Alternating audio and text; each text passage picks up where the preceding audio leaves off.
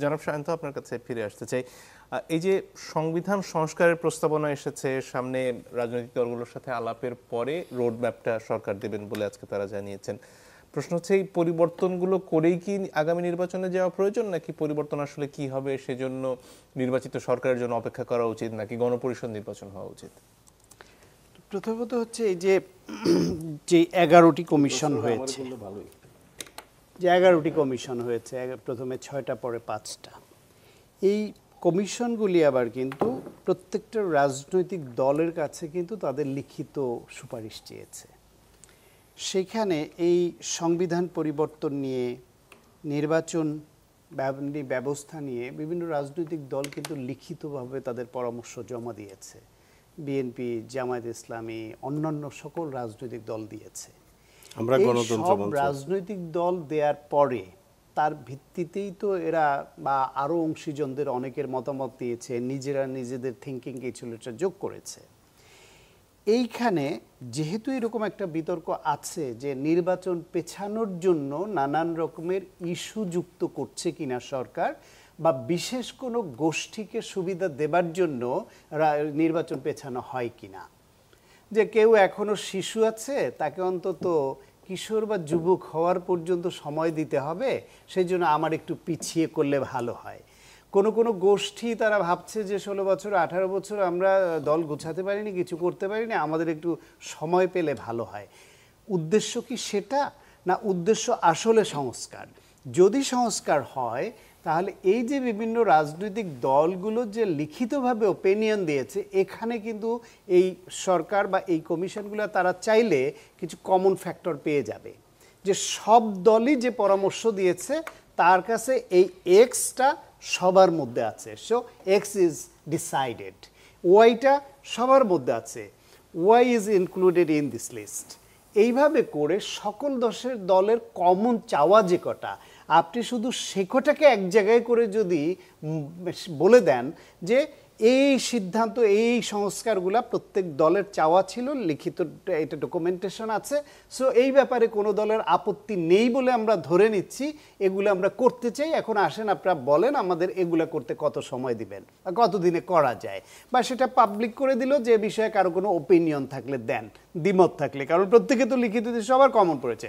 তাহলে এই আলোচনার নামে কালক্ষেপণ করা, এবং সেখানে একটা ইস্যু ধরবে যে বিএনপি একরকম বলবে, জামাত আর একরকম বলবে, ছাত্ররা আরেক রকম বলবে, নাগরিক কমিটি আরেক রকম বলবে, সিপিবি আরেক রকম বলবে, গণসংহতি আরেক রকম বলবে, এটাকে এক একটা একরকম বলবে। তাহলে যে বিশৃঙ্খলা তৈরি হবে সেটাকে অ্যাকোমোডেট করবে কি করে সরকার? আসলে এইটা একটা উসিলা কিনা, এই সন্দেহ কারো কারোর মধ্যে ইতিমধ্যে এসছে। ফলে এই যে এই পরিবর্তন, এই সংস্কারের মধ্যে এমন এমন কিছু ইস্যু আনা হয়েছে, সেই ইস্যুগুলো আসলে সেটেল করা তো সহজ না। ধরেন আপনি এই যে যেটা আশরাফ ভাই অ্যাপ্রিসিয়েট করলেন যে 21 বছর যদি এমপি নমিনেশন পাওয়ার বয়স হয়, ফাইন, তারুণ্যকে আমরা গুরুত্ব দিচ্ছি। 16 বছর ভোটারের বয়স হওয়া নিয়েও একটা আলোচনা আছে, সেটা ধরেন আমরা করলাম যে আরও তরুণদের এই আন্দোলনে যদি 15 বছরের বাচ্চা আন্দোলনে নামতে পারে, 16 বছরে কেন তারা ভোটার হতে পারবে না? 16 বছর তো অনেক দেশে শিশু 16 পর্যন্ত, আমার দেশে শিশু 18 পর্যন্ত, তাহলে 16 বছরে ভোটার করলে আপনি তো শিশু ভোটার বানাচ্ছেন, তাহলে ওই আইন চেঞ্জ করে আবার শিশুর সংখ্যা চেঞ্জ করতে হবে আপনার। এরকম অনেক ফ্যাক্টর যুক্ত। তো সেই ক্ষেত্রে তার পেছনে যদি আপনার অন্য কোনো উদ্দেশ্য প্রকাশিত হয়ে পড়ে, যে বিশেষ কোনো গ্রুপকে সুবিধা দেওয়ার জন্য আপনি বয়স কমাচ্ছেন কিনা, কোনো দাবি দাওয়া বা কোনো কিছুতে বিশেষ কোনো গোষ্ঠীর সঙ্গে সরকারে যারা বসছে তাদের কথার সুর এক হয়ে যাচ্ছে কিনা, তাহলে অন্যরা তো তখন স্টেক হোল্ডার যারা ভিন্ন ব্যাখ্যা এর খুঁজতে পারে। কারণ রাজনীতিতে প্রত্যেকটা দলের তো টার্গেট হচ্ছে ওই জনপ্রতিনিধি হয়ে দেশ পরিচালনার দায়িত্ব পাওয়া। তারা বলে ক্ষমতা, আগেও বলছি, কিন্তু দায়িত্ব পাওয়া অন্তত এটা তাদের চাওয়া। সেই ক্ষেত্রে তাদের কৌশল থাকবে, তাদের সেটা ইমপ্লিমেন্ট করবার জন্য অনেক চেষ্টাও থাকবে।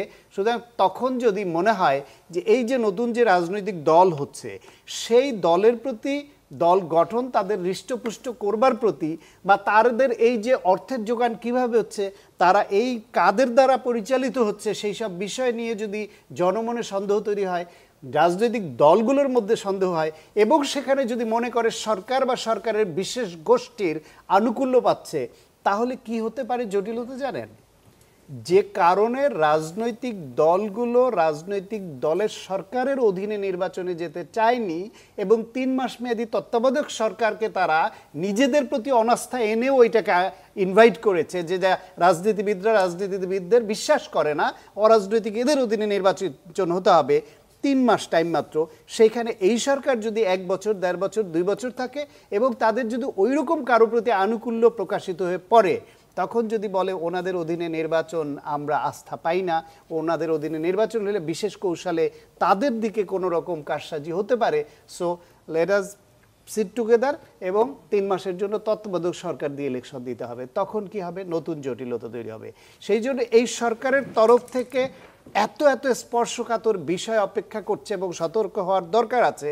সেখানে তো বড় বড় ফ্রন্ট খুলে আমাদের মূল টার্গেট যেটা চাওয়া, যে জনগণের হাতে ভোটের ক্ষমতাটা দেওয়া এবং তারা যেন তাদের জনপ্রতিনিধি নির্বাচিত করতে পারে, নির্বাচিত করবার পরে সেই জনপ্রতিনিধিরা যদি আবার ফ্যাসিবাদী আচরণ করে তাহলে যেন রাস্তায় নামতে পারে এবং তারা যারা এই যে বরখেলাপ করবে কথার বা আইনের, তাদের জন্য দৃষ্টান্তমূলক শাস্তির আওতায় আনা যায়।